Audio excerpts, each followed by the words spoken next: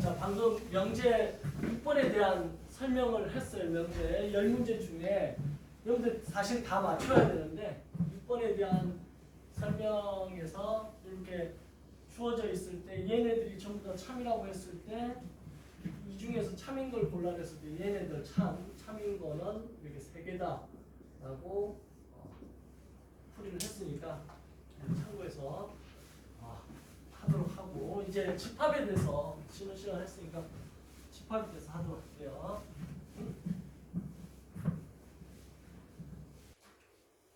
자, 집합은 셋이라고 불렀어요.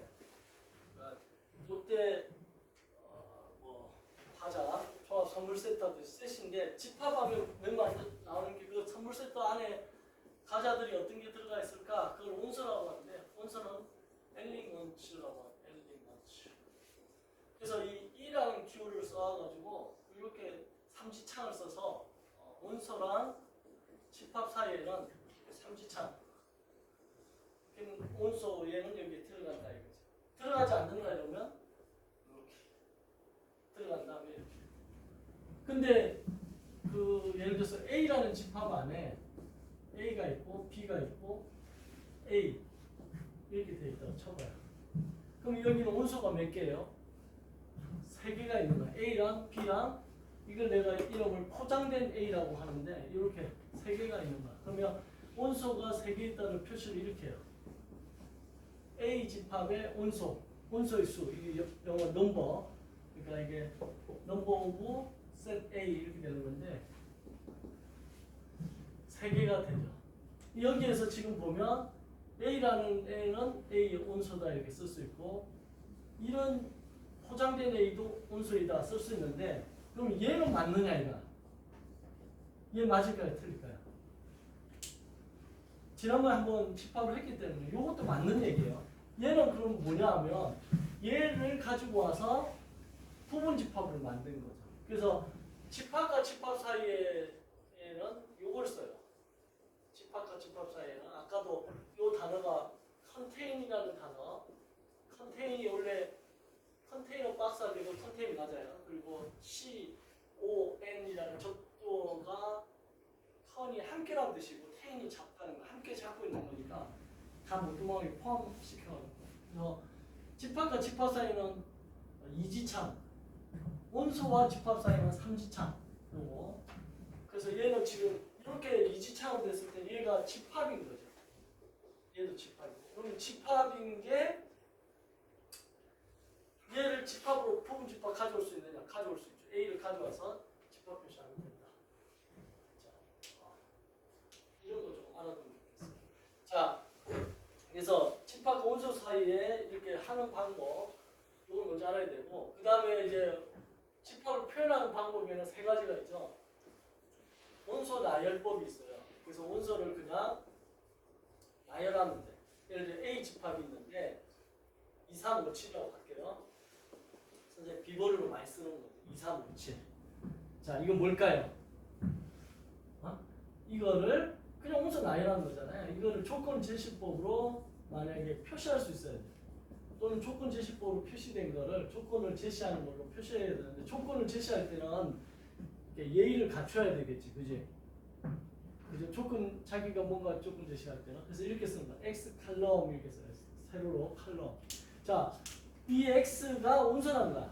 이 자리에 있는 게 이제 온소라고 하는 거야. 그럼 이 X가 뭔지를 조건을 제시해야 되겠지? X는 뭐라고 할까? 이걸 보고서 조건 제시해봐요. 여러분들이 온소 나열법과 조건 제시 왔다 갔다 잘 돼야 되는데, 2, 3, 5, 7을 보고서 여기다가 X는 뭐라고 쓸까요? 10 이하의 소수 이렇게 씁니다. 이하의 소수. 그래서 얘가 조건 제시법 이렇게 된다. 그 다음 3번째로 나오는 게 이제 벤 다이어그램. 이 벤은 이제 수학적 이름이죠. 벤 다이어그램. 다이어그램은 이제 다이아그램 이래가지고 그 글래프 이렇듯이 이런 식으로 나타낸 걸 다이어그램이라고 해요. 이렇게 쓰죠. 그래서 A 이렇게 해놓고 여기에 2, 3, 5, 7 이렇게 씁니다. 그러면 이제 누군가가 이러죠. 문서 라인법하고 똑같은데요. 차이점이 얘는 컴마를 이렇게 써요. 중간중간에. 그런데 얘는 컴마 없어요. 그래서 2, 3, 5, 7 이렇게 벤 다이어그램으로 나타낸다. 그 정도 여러분들 집합 표현하는 방법 알아줬으면 좋겠습니다. 됐죠? 자, 그 다음에 나오는 게 이제 유한집합과 무한집합, 공집합에 대해서 얘기 나오는데 집합의 종류는 자, 유한집합 온소의 개수가 유한계인 거죠. 무한집합 온소의 개수가 무한계인 거야. 이렇게 설명을 하면 헷갈려. 그죠?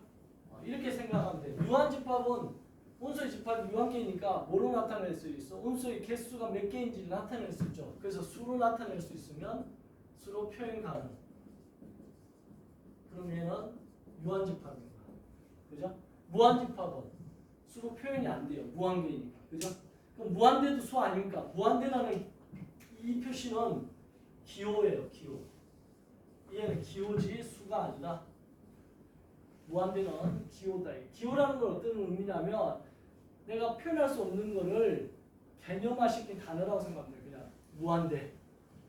우주의 크기는 얼마나 커요? 무한대. 우주의 크기를 내가 숫자로 나타낼 수 없으니까 그냥 무한대 이런 개념이죠. 자, 이랬을 때 나오는 질문이 이거죠. 공집합은 그러면 유한집합입니까? 무한집합입니까? 공집합. 공집합은 이렇게 이제 비어 있는 거죠. 이렇게 쓰거나 아니면 이렇게 이제 쓰는데 유한집합일까 무한집합일까라고 했을 때 공집합. 온소가 없는 거죠. 하나도. 그죠? 그랬을 때 공집합은 온소의 개수 아까 n이라고 쓰겠죠. 이렇게 되면 이걸 뭐라고 쓸 수 있죠? 공집합의 온소의 개수가 하나도 없어. 0개, 0이라고 쓸 수 있죠. 그러면 0은 숫자일까요? 숫자가 아닐까요? 이거 숫자잖아. 그죠? 이거 수란 말이야. 0은 수란 말이야. 그래서 수로 나타낼 수 있기 때문에 공집합은 유한집합이다. 이렇게 기억하면 돼요. 그래서 공집합은 유한집합이다. 온소의 개수를 나타낼 수 있는 유한집합이다. 이렇게 나타낼 수 있습니다. 됐죠? 공집합은 온소가 0개인 유한집합이다. 자, 그 다음에 이제 나오는 게 부분집합에 대한 얘기가 나와요.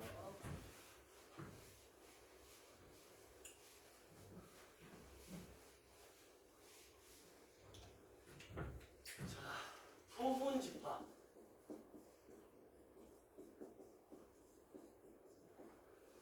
부분집합이라는 것은 모래 쌓아놓고 이렇게 모래성 쌓아놓고 깃발 꼽아가지고 모래 조금씩 가져가게 하면서 깃발 쓰러지면 먼저 쓰러지는 사람이 지는 그런 경기 게임 해본 적 있어요. 놀러 가서. 근데 모래를 이렇게 가져오는데 나중에 쓰러질 것 같으니까 안 가져와.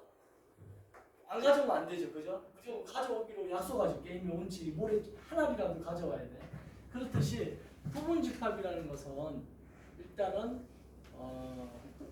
예를 들어 A라는 집합이 있는데 걔가 1, 2, 3이에요. 그럼 얘 가지고 만들 수 있는 부분집합을 한번 정의를 해본다 했을 때 안 가져오는 거 그게 공집합이잖아요. 온소의 개수가 0개인 거 얘는 무조건 부분집합이라고 약속한 거야. 알겠죠? 뭐라고? 아무것도 안 가져오는 거. 온소 개수가 0개인 공집합은 무조건 모든 집합의 부분집합이다. 얘는 부분집합이다. 이건 뭐라고? 약속. 게임을 정할 때 룰인 거지. 안 가져오면 안 돼. 무조건 가져와야 돼. 예. 그다음 온소가 한 개인 거. 온소가 한 개인 건 1만 가져올 수 있죠. 그래서 집합을 표시하는 거. 그래서 부분집합. 2만 가져와서 3만 가져왔어. 이게 온소 한 개인 거. 그다음에 온소가 두 개인 거. 온소가 두 개인 거. 그러면 1, 2를 가져오는 거. 1, 3을 가져오는 거. 2, 3을 가져오는 거. 이렇게 두 개씩 가져올 수 있겠죠. 그다음 온소가 세 개인 거. 다 가져오는 거죠. 1, 2, 3. 이렇게 해서 몇 개냐면 하나, 둘, 셋, 넷, 다섯, 여섯, 일곱, 8개가 돼요. 이 부분집합의 개수가 8개가 돼요. 근데 이거를 온소가 지금 1, 2, 3인 집합에 대해서 이렇게 했는데 만약 온소가 1, 2, 3, 4, 5, 6, 7, 8, 9, 10 10개 있어. 그럼 그 부분집합의 개수 구하라 이러면 이렇게 하다가 날 새겠죠. 그래서 누군가가 생각해낸 거야. 부분집합의 구하는 공식은 2의 n승계다라고 약속한 거예요. 공식. 그래서 이 2의 n승계가 어떻게 유도됐느냐 하면 자, 온소 1이 있어요. 그러면 얘가 포함되는 경우 포함되지 않는 경우가 있겠죠.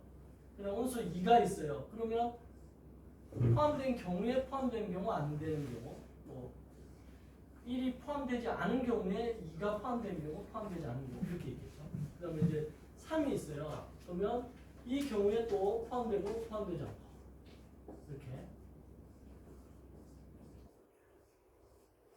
이렇게 있겠죠. 그래서 이렇게 해놓고 나서 보니까 온소가 만약에 1 하나만 있어. 그럼 부분집합은 1이 있는 경우 없는 경우. 그래서 2에 1승계가 있다. 두 개가 있다는 거지. 그럼 1, 2 두 개 다 있을 때는 이렇게 되는 거지. 뭐야? 하나, 둘, 셋, 네 개. 이거를 사람 안 쓰고 2의 제곱이라 쓰겠지. 온소가 3까지 포함돼. 그럼 이 경우를 다 해보니까 2에 몇 개? 하나, 둘, 셋, 넷, 다섯, 여섯, 일곱, 8개를 안 쓰고 2의 3승계. 아, 그러면 얘가 온소가 n까지 있다라고 한다면 공식이 이렇게 유도되지 않을까? 자, 1일 때 1승, 2일 때 2승, 3일 때 3승, 그럼 n일 때 n승 해서 2의 n승계 이렇게 해서 공식 유도된 겁니다. 부분집합의 공식 유도된 가정 저기 한번 적어놓기 바래요. 그래서 2의 n승계다. 그러면 온소가 10개 있어. 그럼 부분집합의 개수는 2의 10승계, 즉 1024 온소가 부분집합의 개수가 된다. 자, 이 부분집합을 보통 이 부분집합을 갖다가 집합을 온소로 갖는 집합, 그걸 보통 멱집합이라고 하는데 2의 a승 5 이렇게 표시를 해요. 그러면 2의 a승 이 멱집합의 온소의 개수는 어떻게 될까? 지금 이 문제에서 멱집합의 온소의 개수는 지금 멱집합이 몇 개 있어요? 하나, 둘, 셋, 넷, 다섯, 여섯, 일곱, 8개가 온소죠, 그죠? 그래서 이게 8이 되는 거예요. 그러니까 얘를 멱집합이 뭐냐? 그러면 쟤를 갖다 온소를 갖는 거. 예를 들면 공집합 1, 2, 3 부분집합을 온소를 갖는 거지. 그래서 1, 2, 3까지 했죠. 요게 지금 총 8개라. 부분집합을 온소로 갖는 집합. 멱집합이 뭐라고요? 부분집합 온소로 갖는 집합.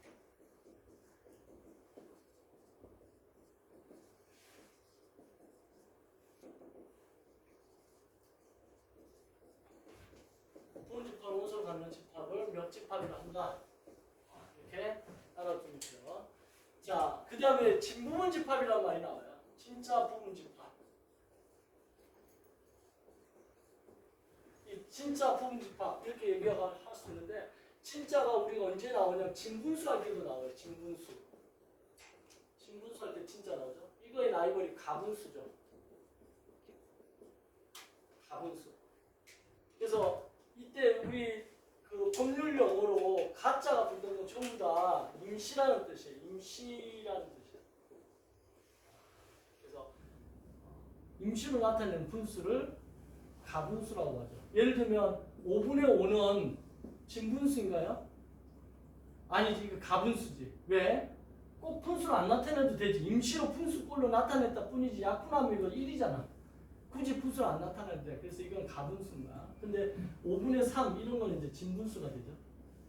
자, 이것처럼 진짜 분수라고 했을 때 이 가분수처럼 자기 자신 약분내가 똑같은 놈 약분시키는 거 얘는 제외해야 되는 거야. 그래서 진짜 분수 진분수라고 했을 때는 누구를 제외하냐면 가분수가 같은 분모 분자가 똑같은 애. 즉 여기서 누구 하나를 제외해야 돼? 얘를 제외하는 거야. 가분수 진분수라고 했어. 아니 진짜 부분집합이라고 할 때는 자기 자신을 제외한다.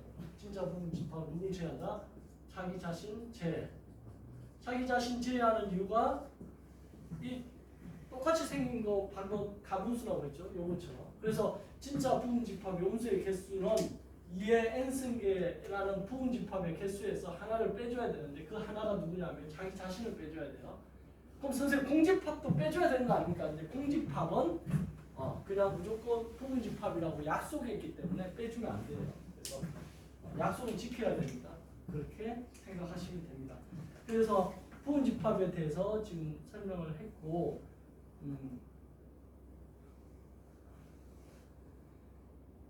어떤 특정한 원소를 포함한 부분집합의 개수를 구하라. 예를 들어서 1, 2, 3인데 여기서 지금 1, 2, 3에서 내가 원소 1을 꼭 반드시 포함한다. 그럼 얘는 빼놓고 나서 나머지 이상갖고 만든 부분집합에다가 1을 넣어주면 되겠지. 예를 들면 이상갖고 만든 부분집합은 2의 제곱에가 4개가 있겠죠. 그 4개에다가 집이 다 지어졌으니까 이제 들어와라. 아까 빠져있던 1이 다 들어가면 되니까 뭐 어떤 특정 원소가 포함됐다면 그 애는 제외하고 나머지 갖고 부분집합 만든 다음에 그 제외됐던 애를 다 넣어주면 돼. 그러니까 집의 개수는 변하지 않겠지. 부분집합의 개수는 2의 제곱 4개 그대로 된 상태. 즉 이상갖고 만들 수 있는 게 2 있고 3 있고 2, 3 있고 그 다음에 아무것도 없는 거 부분집합 이렇게 되지. 이 상태에다가 아까 빼놨던 1을 갖다가 여기다 넣어주는 거야. 이거 1을 넣어주고 여기도 1 넣어주고 여기도 1 넣어주고 여기 1 넣어주면 이 개수 4개는 그대로 유효하겠죠. 그래서 이게 부분집합의 개수 구할 때 특정한 원소 몇 개를 포함하는 경우에 부분집합 개수 구할 때 저는 원리를 쓰면 됩니다. 아예 처음부터 누구는 제외하라. 그럼 걔는 제외해버리면 되니까 신경 안 써도 되는 거고. 자, 그 다음에 나오는 게 이제 집합의 연산에 대해서 설명할게요.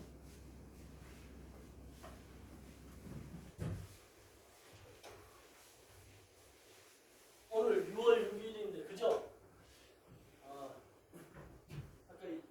문명 이런 거 소리 사이렌 울렸나? 실내만 있어 모르죠.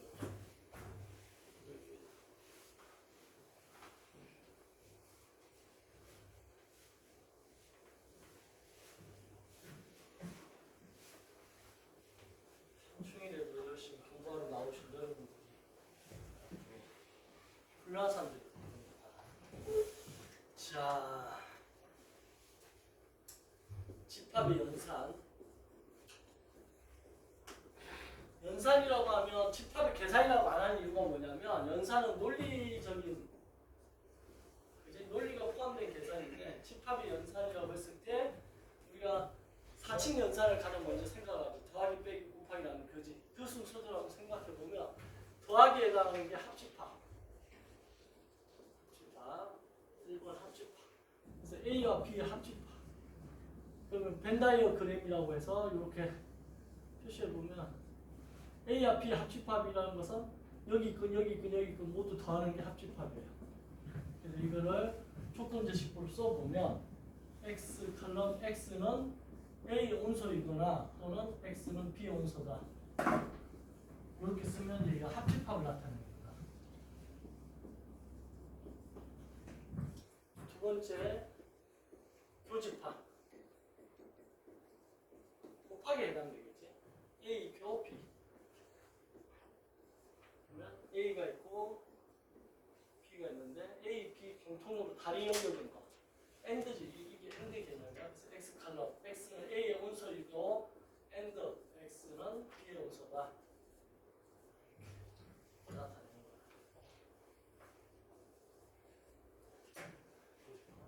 지금 집합 연산 표현할 수 있어야 돼요. 세 번째가 이제 차집합.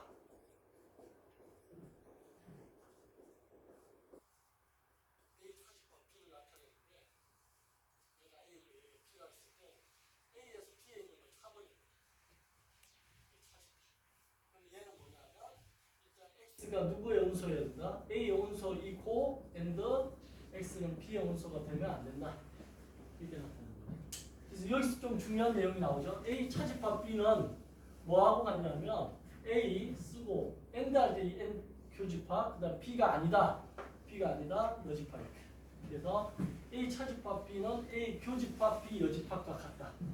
요거 아까 말하는 여기서 말하는 이제 연산의 논리가 포함된다. 이 논리가 이런 거가 논리야. 요걸 잘 기억을 해서 나중에 변형된 문제를 풀 수 있어야 돼요. 네 번째가 이제 여집합. 여집합을 이제 여자가 나무를 여자죠. 그래서 A 여집합 이렇게 써요. 여집합. 그래서 그래서 여집합은 항상 뭘 생각해야 되냐면 전체 집합 U에서 A 바깥에 있는 애 전체를 먼저 생각해야 돼요. 여집합하면 전체에서 얼마나 남았는지. 컵에 물이 반 정도 있어요. 그러면 그걸 보고 어떤 애는 아 물이 반밖에 안 남았다. 어떤 사람은 와 물이 반이나 남았네. 이렇게 살아가면서 굉장히 중요한 것 같아요. 그렇죠? 이제 여러분들은 열심히 살면 2100년도를 볼 것 같아요. 2100년대도 살아갈 것 같은데 2100년대에는 어떤 삶이 펼쳐질까?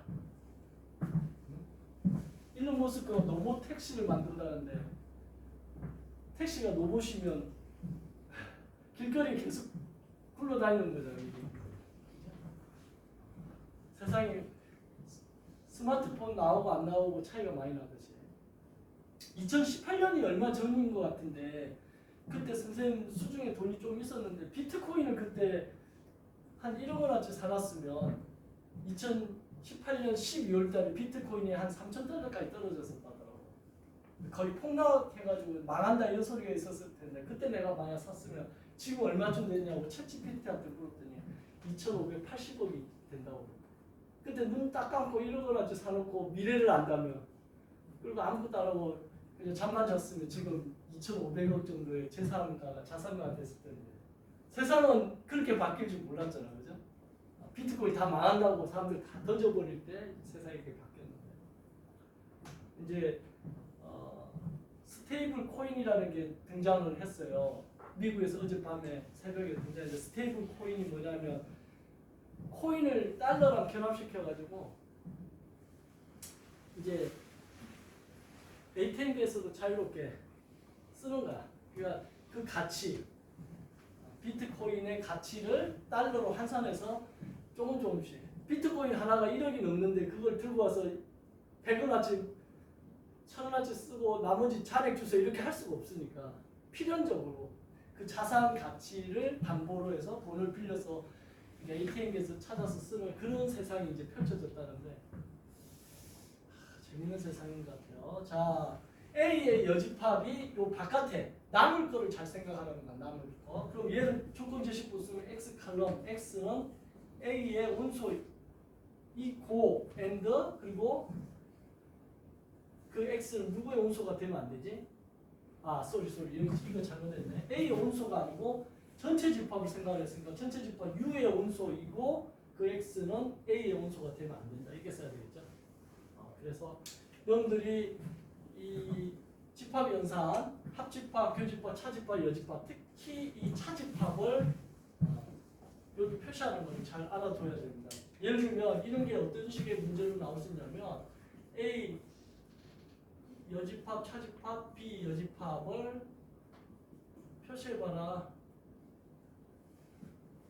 표시해봐라. 이거랑 같은 거 찾아봐라 이럴 수 있어요. 그러면 차집합이라는 게 등장하면 어떻게 한다고? 교집합, 여집합을 쓰라고. 그러면 일단 교집합, 여집합 이렇게 써놓는 거야. 그리고 나서 여기다 쓰는 거지. A 여집합, 그 다음에 B 여집합.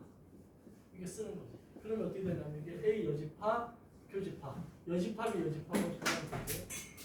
그 다음에 얘가 이러한 법칙이 되어서 B 교집합, A 여집합이 되고 다시 교집합, 여집합 뭐가 된다고요? 차집합이 된다고. 그래서 B 차집합 A 이렇게 쓸 수 있어요. 그래서 얘랑 같은 게 뭐냐라고 한번 물어보면 얘랑 같은 걸 찾아라 하면 얘가 답이 되는 거예요. 얘가 될 거라고 생각 못했잖아요, 지금. 그죠? 이렇게 연산, 논리적으로 계산하다 보면 결과가 이렇게 나온다. 자, 그래서 오늘이 지금 집합 연산에 대한 차집합까지 했어요. 그 다음에 나오는 게 이제 집합 연산에서 빠지지 않고 나오는 게 모르간의 법칙이죠. 그러니까 자동차 만들었어, 로봇택시 만들었어, 일론 머스크가. 그러면 로봇택시 그냥 길거리에 마음껏 돌아다니게 놔두면 안 되겠죠. 그래가지고 혼자 막 돌아다니다가 사고가 났어. 그럼 그 로봇택시가 혼자 가다가 다른 차하고 사고 나면 그 책임 누가 지는 거야? 로봇을 목줄로 죽여?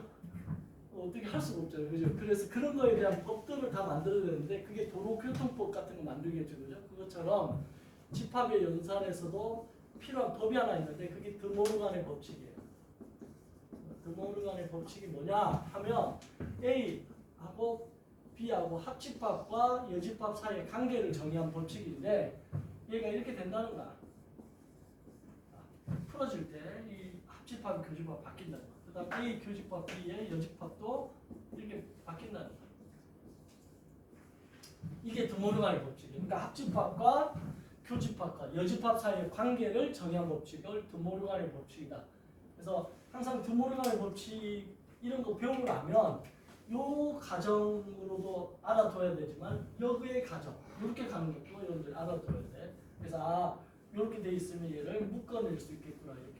요것도 마찬가지야. 이렇게 풀어지는 거를 반대로 묶어가는 거. 요것도 합집합이 교집합 바뀌는구나 이런 거. 그리고 잘 알아둬야 되겠지. 자, 드모르간 법칙을 하고 나면 이제 꼭 이상한 그 문제가 하나 등장하는데 그게 이제 이런 거야. 예를 들어서 A 차집합 B랑 합집합 A 차집합 C에 이거를 하면 뭐가 되느냐 이렇게 물어봐. 그러면 학생들이 이거 A 차집합 똑같으니까 B 합집합 C가 아닙니까? 라고 생각하기 쉬워요. 아니다 이거 틀렸어요. 왜 틀렸는지 한번 해보면 자 일단 차집합이 등장하면 아까 뭘 쓰라고? 교집합, 여집합을 써야 돼요. 그래서 A 교집합, B 여집합 써야 되고 그 다음에 합집합 얘도 교집합, 여집합 써야 돼요. 그럼 A 교집합, C 여집합 이렇게 쓰죠. 이렇게 된 상태에서 이제 A 교집합이 공통은 있잖아요. 이렇게 그럼 그걸 묶어내는 거예요. A 교집합 공통 묶어내면 남는 게 얘가 남죠. B 여집합, 합집합 남죠. C 여집합 남죠. 이렇게 하고 나서 뭘 한다? 얘가 드모르간의 법칙을 쓰겠죠. 그죠? 얘가 드모르간의 법칙을 써요. 얘가 어떻게 쓴다? B 교집합 C의 여집합. 이게 얘가 지금 이렇게 온 부분에서 드모르간의 법칙이 적용된 거야. 그런 다음에 이제 또 뭐가 보이죠? 교집합과 여집합이 보여. 교집합, 여집합 보이면 뭐라고 쓴다고? 차집합 쓰는 거지. 정답은 A 차집합, B 교집합, C가 정답. 그러니까 뭐가 틀린 거지? 합집합이 틀린 거지. 합집합이라 쓰면 안 되고 여기가 교집합이 돼야 된다. 이렇게 알아두면 돼. 그러면 이런 상상을 할 수 있어. 선생님 이걸 보고서 그럼 문제가 이렇게 나왔어요. A 교집합 B에 A 차집합 B에 교집합 A 차집합 C는 어떻게 될까요? 이런 상상할 수 있지. 이 교집합이 얘 보니까 합집합이 교집합으로 바뀌었어. 그러니까 얘 교집합 합집합으로 바뀌지 않을까? 그래서 A 차집합 그대로 뽑아내고 싶으면 얘를 합집합 바꿔주면 돼. 이게 정답이에요. 그러니까 학습 효과. 얘를 보고서 그대로 A 차집합 뽑아내서 B 합집합 C라고 쓰고 싶은 욕망이 생기는데 그러지 말고 교집합으로 바꾸라고 여기를. 그러면 교집합일 때는 얘를 합집합으로 바꾸면 돼요. 그러면 이런 과정에서 이런 문제 나왔을 때 여러분들이 풀어낼 수 있으면 좋겠습니다. 자, 이렇게 해서 드모르간의 법칙에 대해서도 설명을 마쳤어요. 이제 온소, 유한집합의 온소의 개수. 무한집합의 온소의 개수는 너무 많으니까 못하잖아요. 그죠? 그래서 온소의 개수를 묻는 문제는 뭐에서 나온다? 유한집합에서 나오겠죠. 그래서 유한집합의 온소의 개수를 설명하고 쉬는 시간 할게요. 자, 유한집합의 온소 A 합집합 B의 온소의 개수를 구하라. 그랬을 때 A 합집합 B가 유한집합이어야지. 그죠? 얘가 유한집합이어야지 온소의 개수를 구하겠죠. 그러면 벤다이어 그림으로 이해하면 A 합집합 B가 이렇게 됐다 해.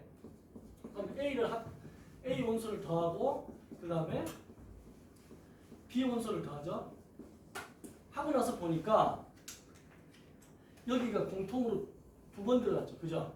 쟤는 한번 빼줘야 되는 거야. 두 번 더하면 안 되니까. 그래서 A표 B를 빼주면 된다. 이렇게 기억하면 돼요.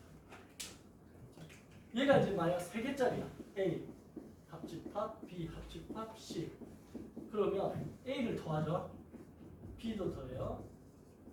C도 더한다는 거야. 여기가 이제 A, B, C라고 했을 때 A를 더하고 B를 더하고 C를 더한다.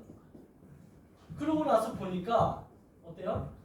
A하고 B가 공통으로 두 번 들어가는 거죠. 그래서 걔를 한번 빼주는 거야. A하고 B의 공통인 거를 한번 빼준다. 그 다음에 B하고 C의 공통인 것도 한번 빼준다. 그 다음 C하고 A의 공통인 것도 한번 빼준다. 그랬더니 어떤 일이 벌어지냐면 여기 가운데 있는 이 세 개 다 공통으로 들어간 이 부분은 이렇게 하나, 둘, 세 번 더하고 하나, 둘, 세 번을 빼버렸기 때문에 이 가운데 있는 얘는 세 번 더하고 세 번 뺐으면 한 번도 안 더해주는 거잖아. 그래서 한 번은 더해줘야 되니까 마지막에 한 번 더해줘야 된다.